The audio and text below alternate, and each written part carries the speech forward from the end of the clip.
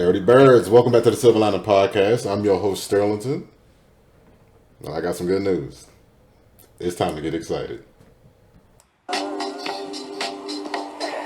stopped being lazy, and I became creative, and I learned how to create it, and now that pride's for me. So come see, oh come eat. Falcons just beat the Buccaneers this past Thursday, 36-30. All the games this past weekend just wrapped up. The Saints just took a L on Monday Night Football to the Kansas City Chiefs. Falcons won. My fantasy team on life support. But, hey, beep! Just got me one of them today.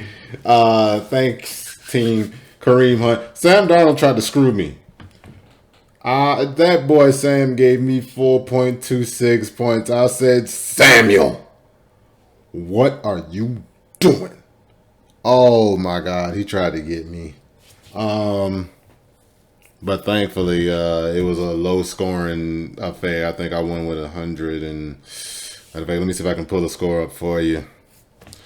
I won with, it's still pulling up, 112 points. So I won 112 to 97.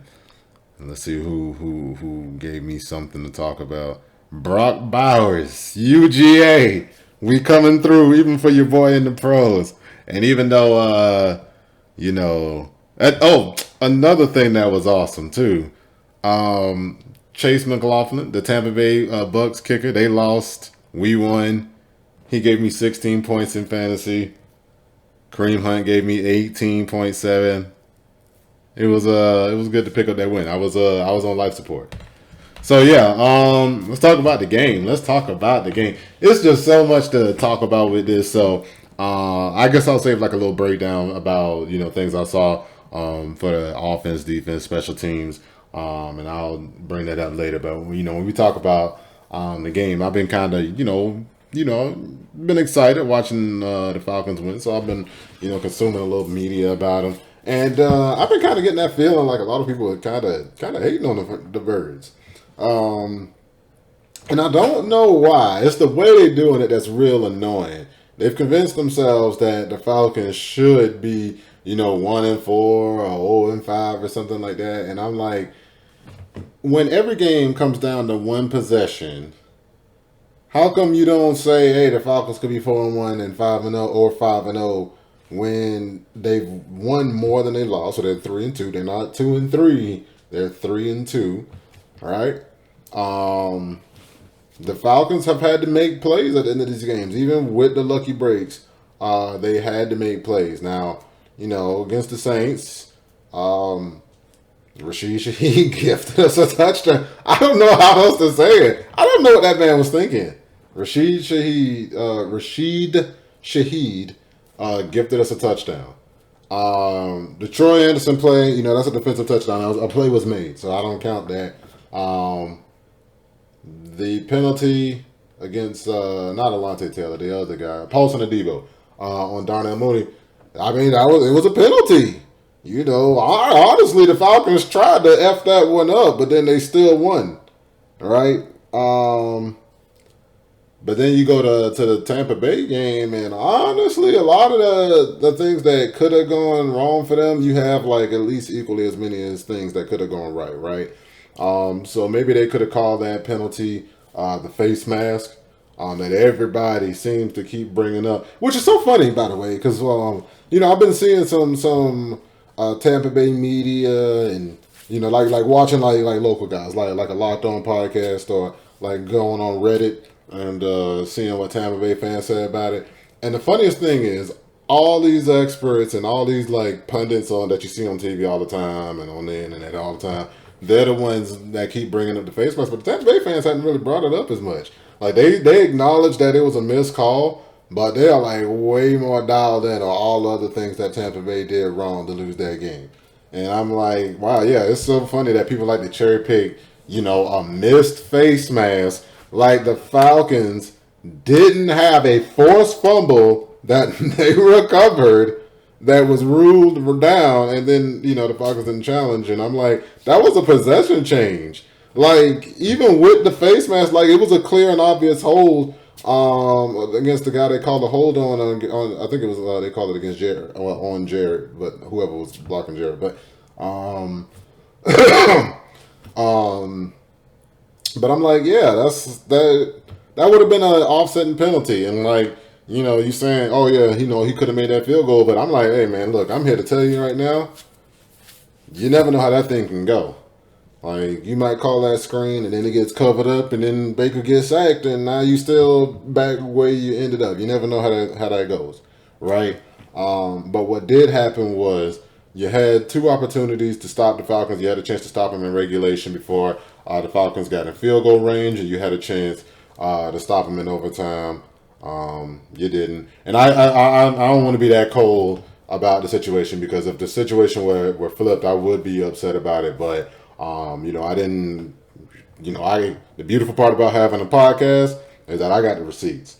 You didn't see me beating the drums and just like saying, "Oh, the penalty that the Chiefs had against Kyle Pitts cost the Falcons the game. The Falcons would have won." Even though we can acknowledge that penalty would have put the Falcons at the 1. A first and goal at the 1, with 4 chances to score. And, the Falcons probably take a lead at some point, and maybe they win, maybe they don't. There was still plenty of time left, but that would have changed the game. But we got the ball back. We got a stop. We got the ball back, and ultimately we didn't score. And so, I'm not, and I feel like there was a lot of opportunities throughout the game for the Falcons to take control of that game. And they didn't, and so that's what I'm focused on. That's what the Tampa Bay fans are focused on, and that's how the media should be focused on. They're gonna try to look at this victory, and they're gonna try to take that taste of victory, that taste of joy in your mouth, and then they're gonna turn it into something disgusting, because they want to act like the Falcons don't deserve what the Falcons have gotten. Like they are 3-2, and they've also shown improvements. They've shown the ability to make adjustments, so, and that's something we're not used to in Atlanta. So, maybe I'm overreacting to it. Maybe it's making me happier than I should be. Maybe I'm more excited than I should be, but maybe I'm not. Who knows? That's the beautiful part about it all. As long as the Falcons keep winning, I'm not too excited, and I would rather be too excited while they're on the positive side than the negative side, because I can't be a little negative. I've been a Falcons fan for a while. Even now, I'm cautiously optimistic. But the beautiful thing about the game coming on Amazon was that I was able to watch it 3 times. And when I really watched it, the Falcons, the passing game was, what we saw in the passing game was pretty real, right? Now, it's going to still have the same problems any good offense is going to have. If you face a team that got a good pass rush, that plays man coverage, they play physical, and they play sticky coverage, then the Falcons offense they're going to get dampened, right? When we played the Bucks, I couldn't help but notice that they played a metric fuck ton of zone. There was a lot of zone that the Bucks played. They gave up some big plays in zone, like the Darnell Mooney touchdown catch over the middle in triple coverage. Yeah, there you go. It was kind of sort of triple coverage. It wasn't like triple coverage, but it was triple coverage. There was definitely 3 guys overlapping in the area, converging on that ball. And that play was in zone. Drake London's touchdown catch in zone. A bazillion of Drake London's first down catches were against zone. There was another play of note I wanted to bring up that was against zone. I know Kadero Hodges' first big catch was against zone. But I think they did that because they didn't think they could necessarily match up with us in man. They played man sometimes. They got a couple stops. There was a stop they got against Ray McLeod in man. They had a stop. Levante David got a stop on Kyle Pitts in man. But the Falcons hurt him a little bit when they played man too. So Drake London's catch before the 12 seconds before the Falcons got in field goal range, That was in that was in Maine. Darnell Mooney's first, the second one, the fourth down touchdown catch. That was against Maine. There's another play I'm thinking about. Kadero Hodges' catch. His catch was also against man coverage. And then that's what happened, too. You know, it was against man coverage. The throw was good, and the guy missed the tackle. And now you got a speedy guy running through your exhausted defense with backup safeties in overtime. And it was a touchdown. You know, we really outlasted them at the end because they looked exhausted on that. They looked like they just did not have the legs to keep up with Hodge on that play. And it was beautiful. Now, you know, the run game was still pretty mediocre. Pass protection could have been a little better, but given that McGarry was hurt and that we threw the ball 58 times, you know, well, honestly, if you count the sacks, it's 62 times. Because, you know, 58 is only the actual pass attempts, but I think Kirk Cousins got sacked 4 times. That's 62 times. But honestly, 4 sacks on 62 times, and then him having 500 yards of production and 4 touchdowns. Hey, sign me up. Sign me up. How many of these can I get? You know, is there more for sale? I'll take that all day. And speaking of which, man, Kirk, boy, he was dealing. He was so decisive with the ball. He was just looking crisper. His arm looked a little more lively. And I think this is where we're getting excited. So I wasn't sure where he was going to be. I was kind of thinking in the back of my head, all right, you know, maybe Kirk will, you know, maybe he'll just be all right this year. And, you know, people will be kind of calling for Penix, but other people are like, Kirk was pretty good. He wasn't a problem, da-da-da. Then we go into next year. Kirk got a year in the system. Kirk is a year removed from the Achilles, and Kirk ready to wheel and deal and, you know, be the second coming of 2016, right? But what I saw last night was that that was almost a spike in terms of Zach Robinson's play calling, a spike in Kirk Cousins' decision making, his trust in his receivers, his actual physical attributes. Like, we got so much more of an increase on a short week than I was expecting, man. I was just like, man, the Falcons could probably figure it out on offense this year, but like, not on no 4 days. You know, against a division opponent, they already know you. You know what I'm saying? They kind of don't actually, because, you know, new coach, new quarterback, new offensive coordinator. That's the beauty of it all. But we know a little bit of them. But it sure didn't help in the first half.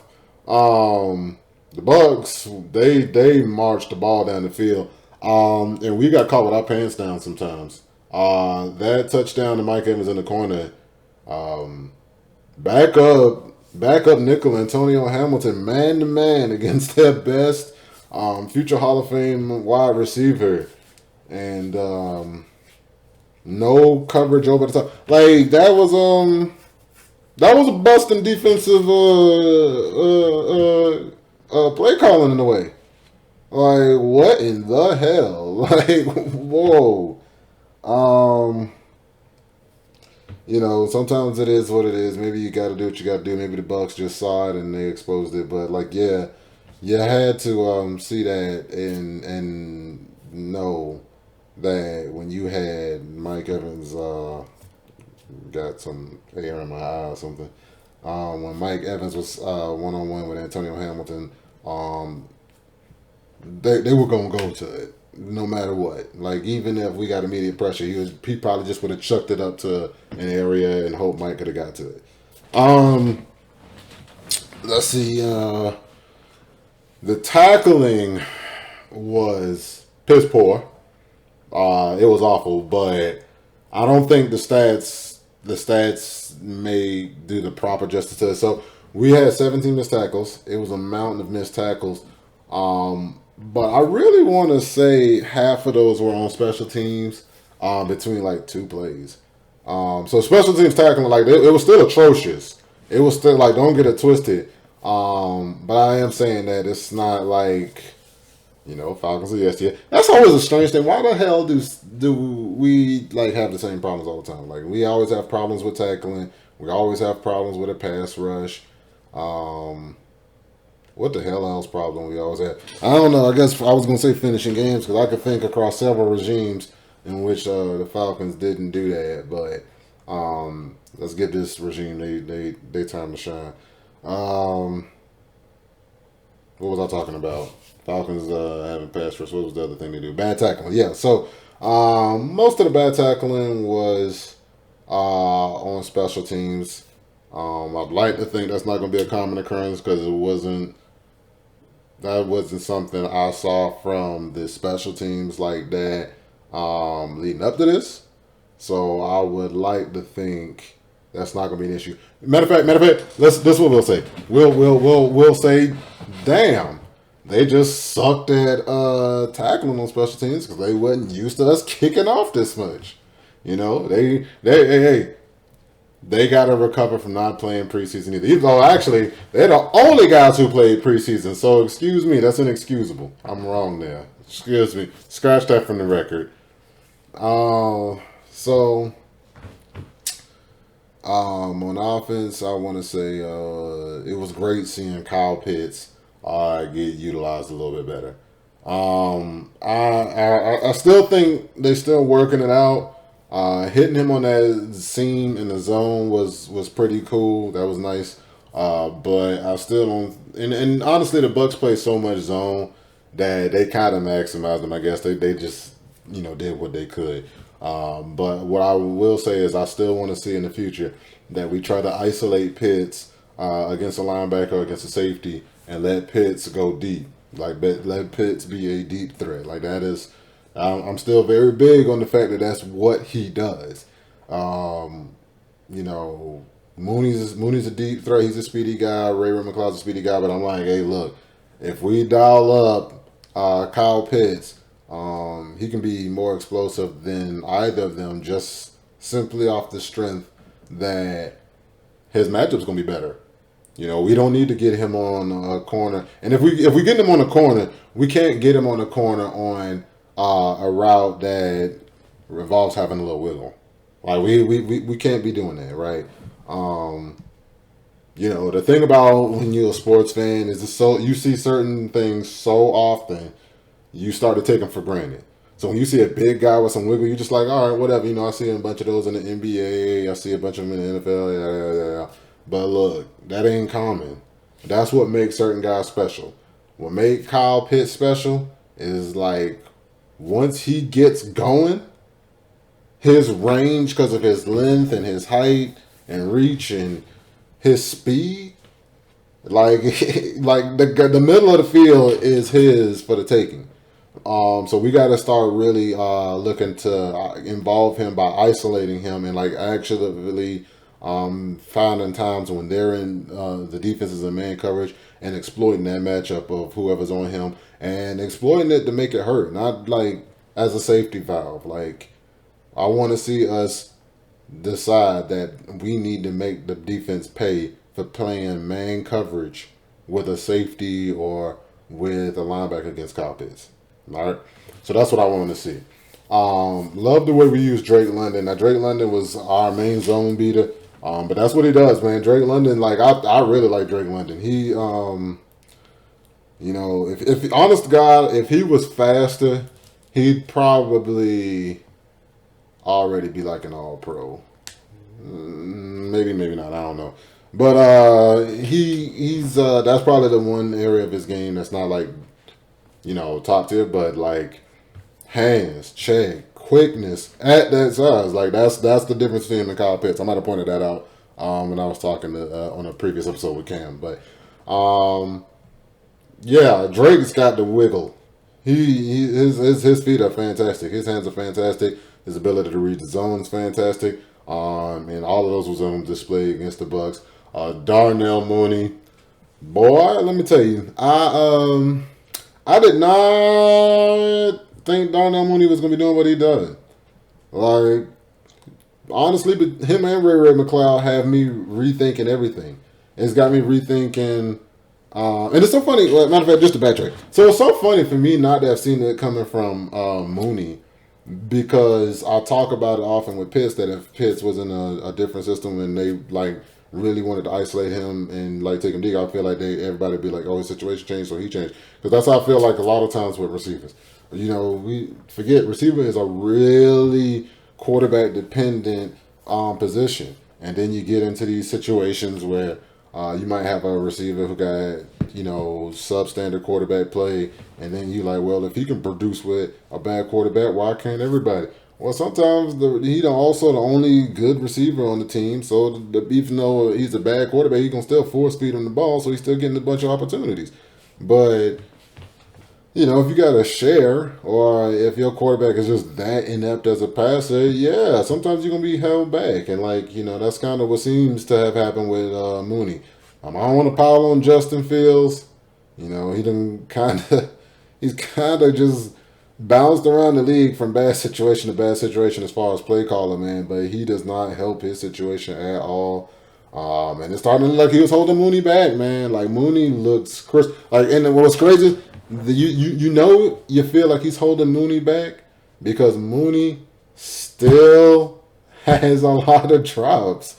He dropped like 3 balls Sunday, but including that big one that really hurt them. Like it, you know, that play in combination with the block field goal right after that like took that real good drive and then just dumped it straight in the trash. And that play was against zone, by the way. And despite the fact that Mooney's drops are as prevalent as they have been in Chicago, at least in that last game, Mooney also had 9 catches for 105 yards and 2 touchdowns, including an enormous grab and triple coverage over the middle. And the other one was an enormous one, too. It was a 4th down conversion that he turned into a touchdown. So, I'm just looking at that. I'm looking at how comfortable Kirk looks with him, and like it's like it's paying off in the long run where he's getting comfortable with the secondary options first, and now he's like getting comfortable with his primary options, and now it's like, you know, the payoff's bigger because, you know, these are the primary options, right? So I think the Falcons had 4 receivers with 65 yards or more. I mean, 500 yards, you're bound to do that. But, you know, you can also be like Matt Ryan and say, hey, man, I got a horse, and I'm going to ride him until we win the Kentucky Derby, till we win Churchill Downs. Wait, is that the same one? What are all the derbies? I don't remember the name of the derbies. I want to see. Hold on. This is going to piss me off because I used to know all of the 3 races for the Triple Crown, and now I'm drawing blanks on it. But yeah, Matt Ryan threw for 503 yards and 300 of them went to Julio. Kirk spread it around a little more though. And I want to talk about the pick because I keep hearing people say, oh, Kirk Cousins, he threw this horrible pick. And I'm like, it's 4th and 15. Like, what the fuck is he supposed to do? Just take a sack? Not throw the ball? Like, yeah, it's 4th and 15. Everybody's squatting on it. And honestly, in a situation like that, your coordinator set you up. So it's funny. So I don't consider myself a historian of the game, but I do have a pretty decent memory of moments, right? And time again, I see these moments where if it's a long 3rd down or a long 4th down, everybody just camps at the sticks and waits for you. And then anytime they like have these, just get the yardage and turn around routes, guys are squatting on them. But then when you have a 3rd and 15 or 4th and 15 and you're going downfield, you're going upfield, you usually, well, not usually, but there's a lot, I don't know if I can statistically back this, but I feel like there's more success on plays where guys run past that. You know, sometimes you got to know, you got to make them actually defend the receiver, not just defend the spot on the field or defend the yard marker. Like, make them defend the players. Because they hadn't been defending them all day. Kirk threw for 500 yards. Like, they was not able to defend Drake. They weren't able to defend Kyle. They weren't able to defend Mooney. They weren't able to defend McLeod. You know, they were able to defend the run game, but that was all they were doing. And then, you know, I see people pointing out all of those things that the Falcons could have did wrong. I mean, or the Falcons, you know, could have gone wrong for the Falcons, and I'm like, boy, I swear, for every single thing that could have went wrong for the Falcons, there's something that could have gone wrong for the Bucks, and they don't bring it up, right? Like that Darnell Mooney drop, he catch that ball, he looked like he might score, maybe he does, maybe he doesn't, but he probably gonna put the game away with that, cause you know the Bucks were cooking in the first half. They scored 24 points in the first half, in the game with 30 points. Now, I ain't no mathematician, but I think that's only 6 points in the second half. And I no touchdowns on 2 field goals. Now, gosh golly, G Willikers. By God, I think that's kind of shut down, ain't it? Like, I think y'all kind of got the cuffs put on them, right? Like 6 points? Like, what is that? What is that? The Falcons scored 17 and then they scored 13 in the second half, and then they scored 6 in overtime. And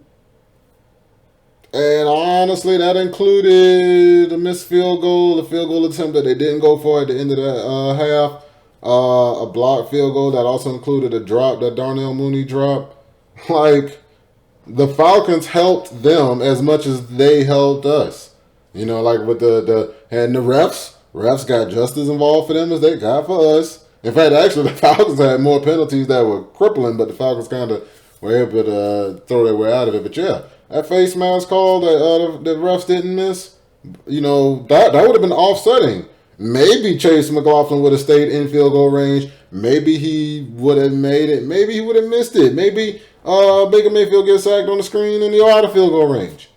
Who knows? But what we did know is that in the third quarter, Grady Jarrett knifed through on a play. I want to get on that too. But he knifed through and forced a fumble. And it was recovered by a Falcon. And they ruled it down on the field and we didn't challenge. And the Bucks didn't score a touchdown in that half. So we didn't know to just not take points off, but that would have probably gave the Falcons points because they would have got the ball in Bucks territory. So I'll say that to say, if you get too focused, you don't be balanced. All right, that's how you'll figure out how to be happy about what you're seeing or whether or not to not be happy. That's how you figure out. Do I need to get excited? Yeah, well, you do need to get excited because there are more opportunities. I saw anyway. There being more opportunities for the Falcons to have run away with that game than it was to lose them. Right? Then you know they did get some luck at the end, but like I said, that's just everything evening out. That was just everything evening out. Now on to the defense. So. The defense couldn't stop. They couldn't cover a dime with a bed sheet. They were having a tough time. But in the second half, man, they put the cuffs on them. I think Baker Mayfield had 130 yards passing at halftime, and then had like 180 at the end of the game. I think the Bucks went for like 60 yards rushing in the second. Honestly, I still don't understand what the hell happened. Like, I keep going back and watching it, and I'm like, it doesn't look like we putting the cuffs on them, but we've kind of putting the cuffs on them. Like, when they got in that the red zone, you know, and what I did, like, I know some people hated the strategy, so on the David Onyemata sack, we only rushed 3 and played 8, and we got the sack, right? And I like that, and the reason I like that is because we're not getting pressure with 4. So if we're not getting pressure with 4, might as well rush 3 and put an extra person in coverage. You're getting the same amount of pressure either way. They got no pressure in the first half. And you know what? If I'm already not getting pressure, I can't not get pressure and not cover either. You know, I got a backup nickel in. So yeah, they did that. That froze Baker just enough, and we were able to get the sack on that. I want to just speak to a lot of the adjustments I saw made though. We were already playing some zone, but then we started mixing in a lot of man, and guys were getting cooked in man, so they started playing a little more zone in the second half. One of the things I really liked that they fixed in the run game, and I watch other podcasters. I really enjoy the content and really enjoy watching the Falcons. So I think I watched Aaron Freeman on Locked On. I think he was saying that guys just started making plays. And I think to some degree that's true. But I think it's a little bit more than that. Now, what I saw from Grady Jarrett specifically in the second half that I didn't see in the first half was his backside penetration on the counter play. That was mainly him because he's the guy who's typically the fastest one to make plays, but that's basically a lot of how they stopped a lot of those counter runs. Now, what they were doing in the first half, they was running them counter runs, and they was getting down and around, and they were like getting in the hole, and like guys were getting maul mashed, and they were just moving the ball down the field on that specific play. But then in the second half, and whenever they would pull, Grady would beat the center across his face and run the play down from the backside. That's actually probably why. Just a brief history lesson. So my high school coach played for the Redskins and the Falcons. His name was Downtown Charlie Brown. You might know him if you're old enough. If you're not, don't worry about it. I think he retired before I was born. But he played in like the 80s, in case y'all wondering. Also, my chair keeps sliding down. I think the piston. I noticed I'm getting shorter and shorter. The whole podcast. All right, here we go. Now we back to adult heights. So yeah, we used to run one of the plays that the Redskins ran back in the day. Ours was called Brown Right 34 counter trap. You had a quarterback in I formation with instead of it's not an I formation because you got a fullback, but then he's is the fullback offset? No, the fullback's offset and the running back's right behind, and then we run a counter motion where the fullback blocks the backside in, and you pull the backside guard and tackle and run around the front. But a lot of why you can't run those kind of plays now is because the ends have gotten the athletes on the backside have gotten so fast they chase those plays down from the backside. So that's basically what Grady was doing. Grady was beating the center across his face and running around the backside, and he kept putting a stop to those plays. Didn't let him have a balanced offense. Also, the other thing too, the defense wasn't doing great at all. They weren't getting pressure. They had piss poor tackling. They were awful against the run. Not playing sticky coverage. In the second half, they were, like I said, they sorted out things against the run. But they also just didn't have these random big plays, right? So Tampa scored on one drive where they got a big return, and then they got a decent gain on the screen, and were like immediately in the red zone, and they scored there. Then there was another one where was it Rashad White? I think it was Rashad White, and he had a big run down the sideline, and then they were like already in our territory, and then it was like, all right, well, once we stop them from having these explosive plays that immediately put them in plus territory, then they have to marshal into the field. They didn't really have anything in them after the first half. So, I think that's part of the reason why I'm like, yo, let's get excited. Let's feel excited about what we saw, because that's another one of those times where people say, oh, the Falcons could have lost this game. The Bucs a better team. But I'm like, well, show me what made the Bucs better. Like, when I'm looking at what I'm like, man, the Bucs were kind of lucky to be in that game. Like, the Falcons had seriously, the run back on that kickoff where the Falcons had like 5 missed tackles. That was like high school shit. That was like a high school level of missed tackling.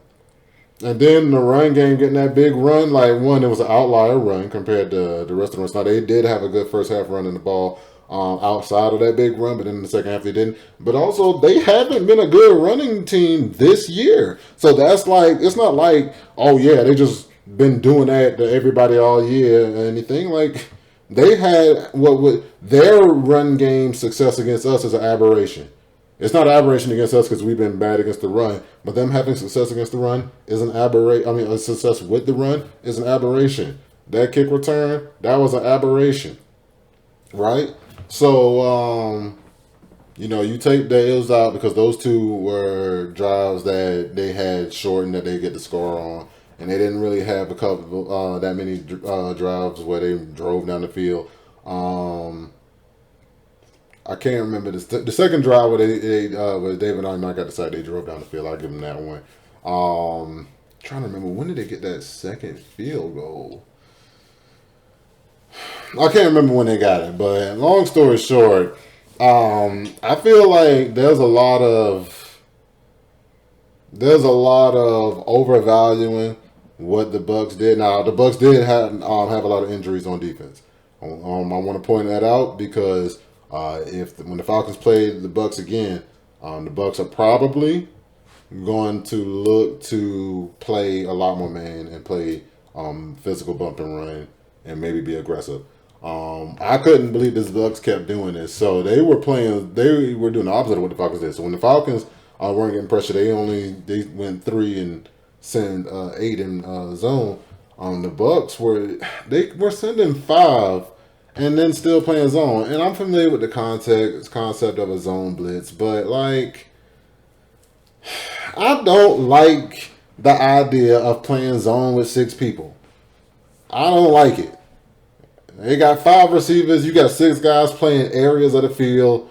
They got good guys, like, to cover. Like, no. I don't like it. I don't like it.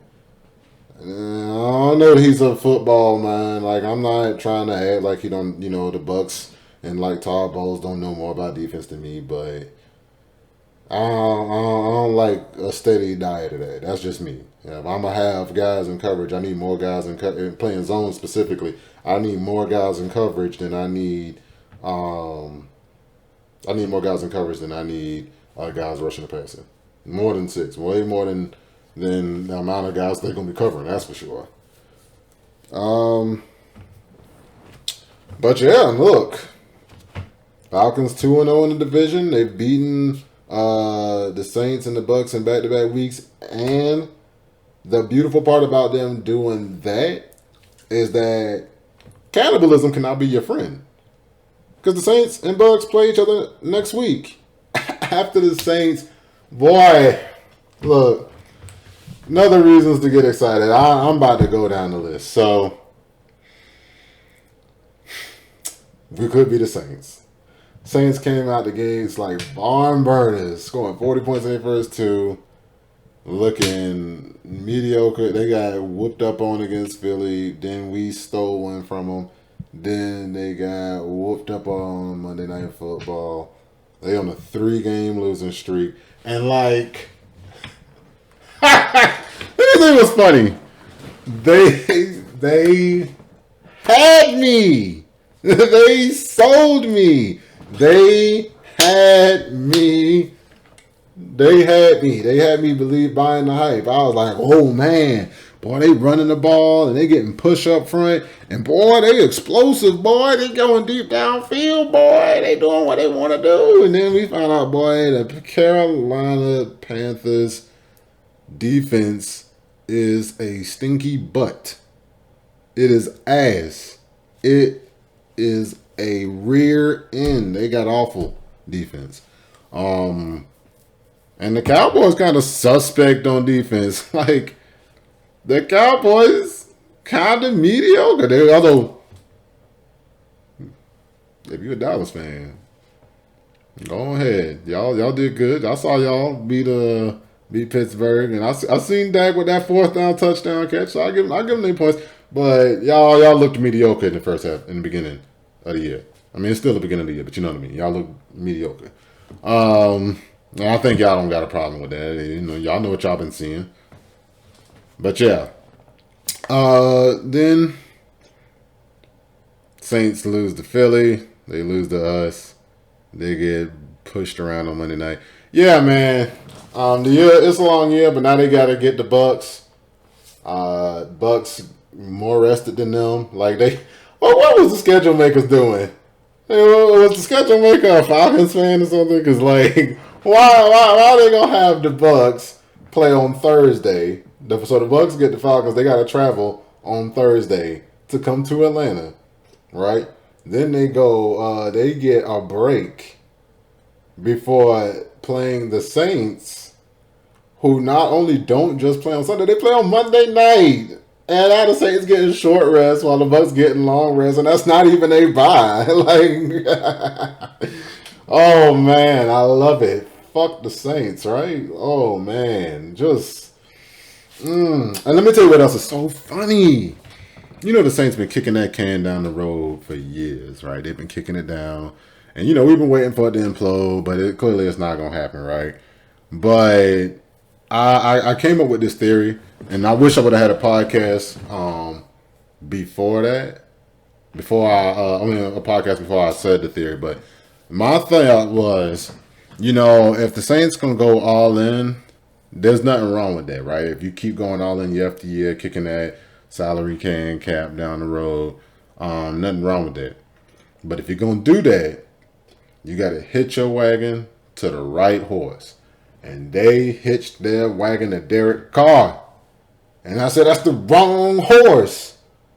Because the biggest problem with Derek Carr is that, I've said it before, I'm pretty sure I've said it on this podcast, but he is a talented and special thrower of the ball. But everything special about him goes out the window when you get pressure on him.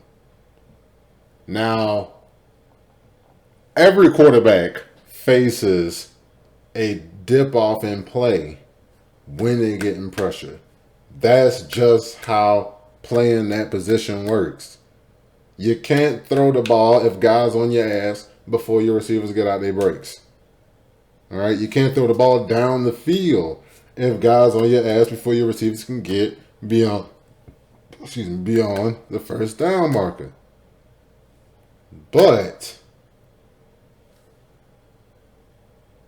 you can't have as precipitous a drop off as Carr has when you start getting pressure on him.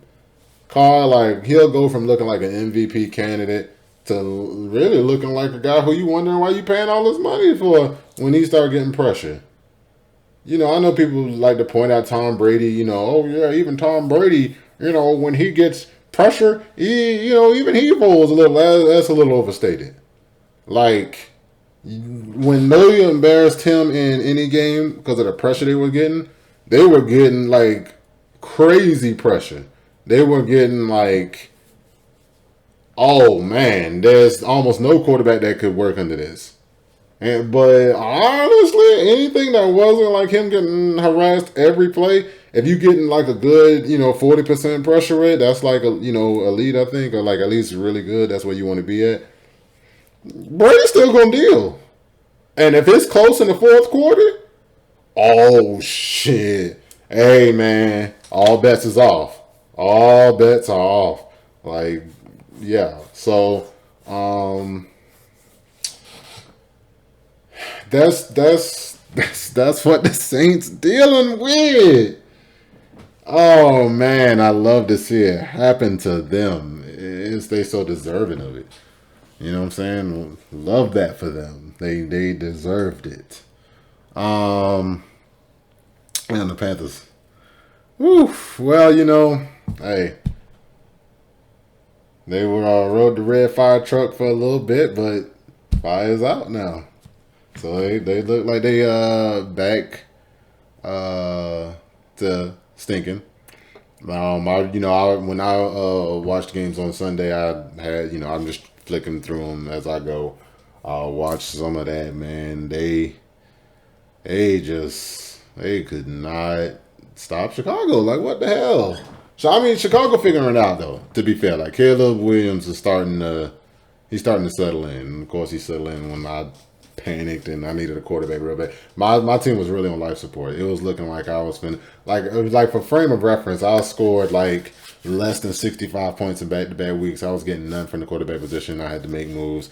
I made the wrong moves. Caleb Williams started to pick it up, and now somebody else done picked him up and started him, and he'll score 27 points for them instead of me, the guy who drafted him. But hey, this week, beep, we still alive. We still alive. We still got a pulse in that thing.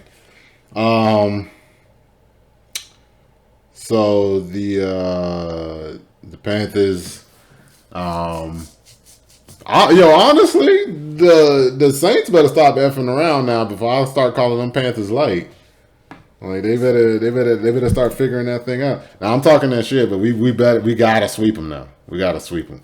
They don't get to look like that, and us starting to figure it out like we are. And I mean, it's a division game, so I guess if it's close, it's close. But I would like to see us really take it to them. Let's see. What else was I thinking? Oh, look. I want y'all to remember this. You see that? Hold on. You see that? That's how close he was to having Deshaun Watson. Deshaun Watson wanted to be here. We wanted him here. And the only reason he's not here is because Cleveland had the sticky hands and they intercepted that one. But what can I say? Sometimes you catch a king snake, and sometimes you catch a coral snake. And they picked up a coral snake this time. And that shit bit the fuck out of them. And now they stuck with a $230 million fully guaranteed contract.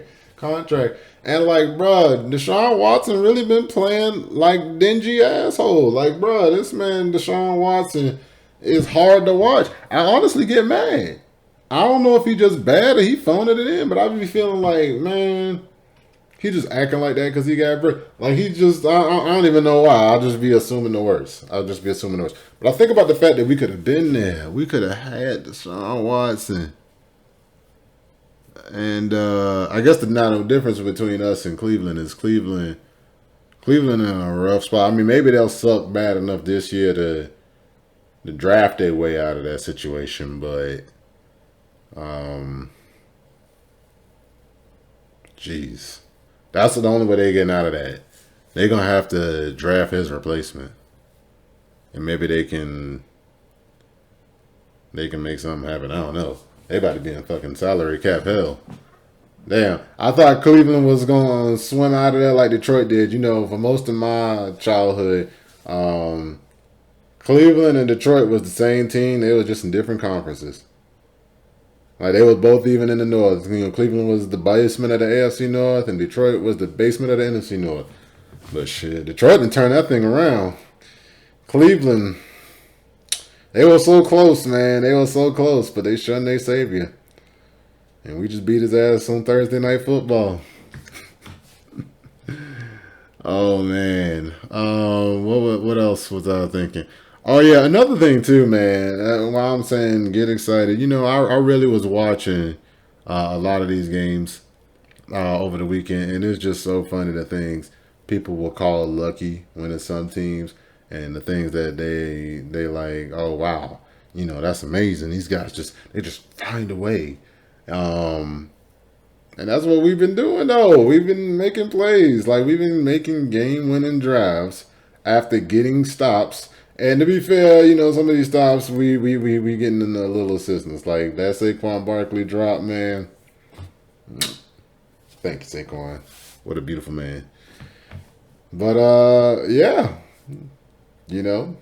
Sometimes, no matter which way you turn, things go your way. So, appreciate you for joining me today. It's late for me. It's almost 1 a.m. and I still got to edit and get this thing up. So, and I work tomorrow. So I'm gonna go ahead let you know that I appreciate your time. If you enjoy the content, like and subscribe. I'm gonna probably start putting the card up because I always forget to say that shit until the end. But thank you so much for your time. I'm signing out. Peace.